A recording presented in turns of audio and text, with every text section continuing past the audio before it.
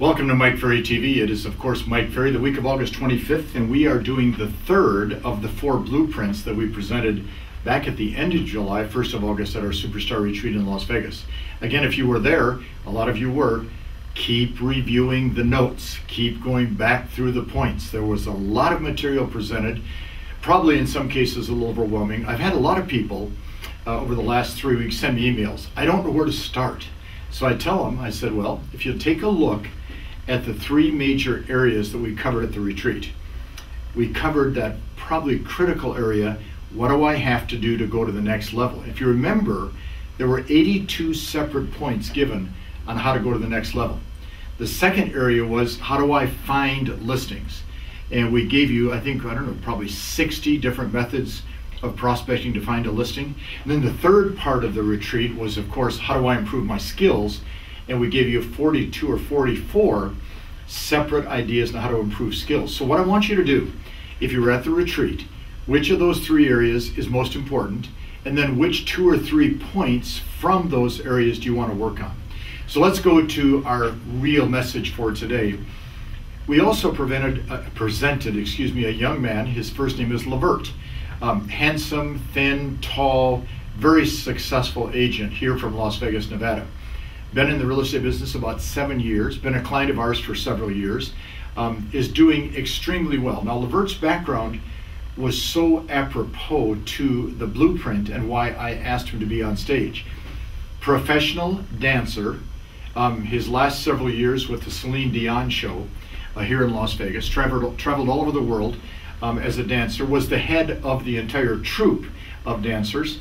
And it was interesting because his conversation with me on stage was the application of the Mike Ferry sales system in comparison to the application of how he trained and became a highly paid professional dancer on stage in front of tens of thousands, if not millions of people.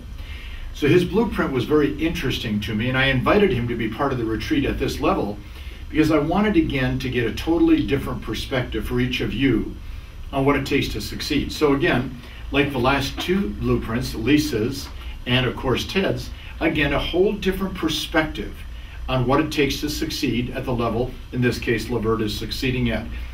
Number 1 on his blueprint was mindset. And here's what he said. It is my most valuable asset. This affects everything in my life. I guard what goes into my mind. No television, no news. I'm a huge reader and listen to Mike's call each morning as I drive to work. I still fail at times, but I get back fast on track. When I'm really on, I'm very careful about the words I use. This is the first key to what a mindset is all about. What Lavert does is he's fanatically careful about what he allows into his head during the course of his day and his life.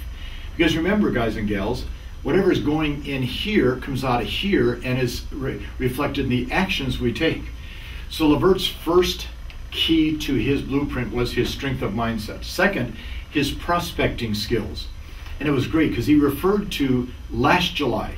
He said, as Fahad Assad stated so well, I'm learning the importance of connecting the results of the work I do on the phone, doors, face to face, with the goals I've set for my business.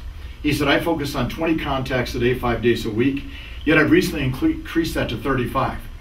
I'm building my mindset to focus on an appointment a day, and this has been very tough and very rewarding. Additionally, the skills I focused on include previewing properties, listening, asking tough questions.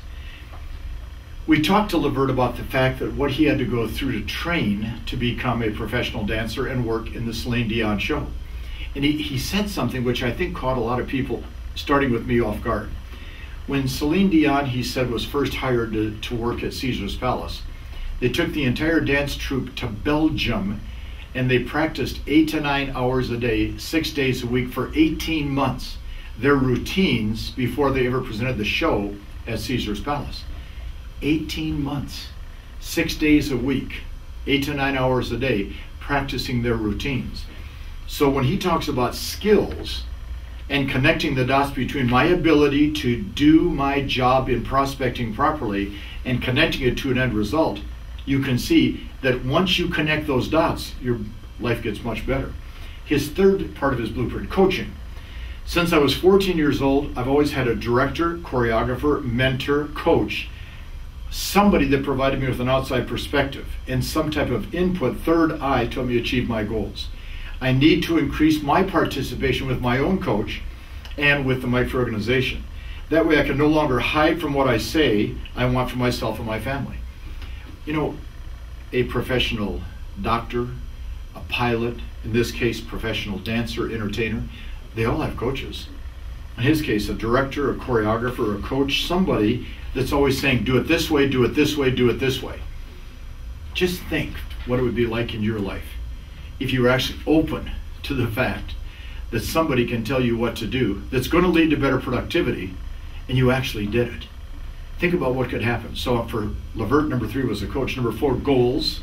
He's fanatical, he says, on employing accountability around the goals. He said, I determine my goal for production. I tell all the people around me what I want to accomplish. He said, I take massive action to achieve those goals. I tell everybody else because it helps keep me on track. It helps me keep my mouth shut about what I'm doing right or wrong. A goal, objective, a plan, a passion, a business plan. If you don't have one, guys and gals, you're dealing in mediocrity. And you're dealing in mediocrity all the time. Number 5, visualization and affirmations. It's so much fun to watch an adult like Lavert, a professional like Lavert, stand up and say, I actually use affirmations and visualizations. If you were there, I questioned him and said, do you really do that every day? He smiled and said, of course I do.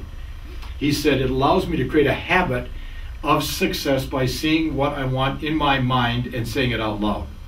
He said, I started doing professional performances at age 16, and this is one of the things that's kept me going and keeps me prepared. Goals and visualizations. Next on his blueprint, systems. Understanding the importance of my system. They're there to help me expedite my business, make me more efficient. Helps me create a more saleable business in the future. And of course, the systems are referred to as anything from as simple as his time management system to how he gets the numbers of people he's going to call, how he follows up on his transactions, who he's going to call in terms of past client centers of influence, what he's going to say to them.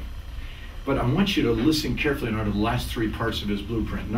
I think we're on number 8, the choice of success. I have to tell you, what he said next, it stunned the audience. You could see people sitting there like, oh my gosh, this is doable. You can do what this man is saying. Before I put my foot on the ground when I wake up in the morning, I check in with myself and decide how my day is going to be before I start the day. Success, I believe, is a habit, and it leaves a trail. I remind myself of my past successes, then use these encouragements to achieve the goals I've set for the day. When he said this, I said, now wait a minute, are you saying to all of us today that before you put your foot on the ground, you actually say to yourself, this is what I want my day to be like? He smiled and said, of course I do. That's how I start every day.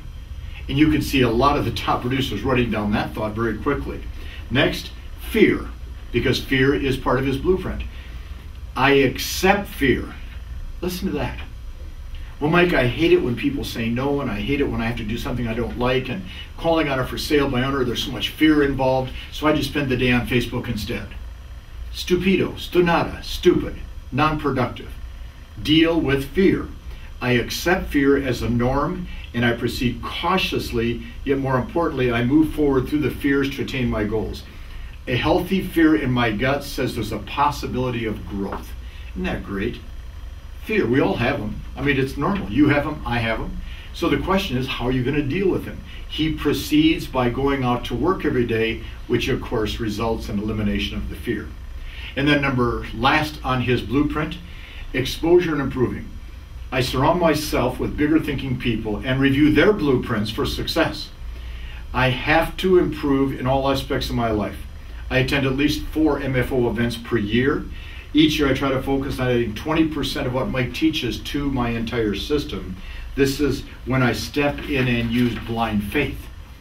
You know, if you were there, you saw a lot of people stand up and applaud for each of the 4 great blueprints. But you could see the energy of the applause when Lavert presented his, because he was so believable, because what he talked about in his blueprint is what all of us deal with. So review this particular message, watch it a couple times, enjoy the experience, start writing your blueprint for what you're going to do to succeed for the balance of August, September, October, November. And don't forget that December can be your best month of the year if in September, October, and November you work to make December your best month. We're going to do that together. I hope you participate. See you next week.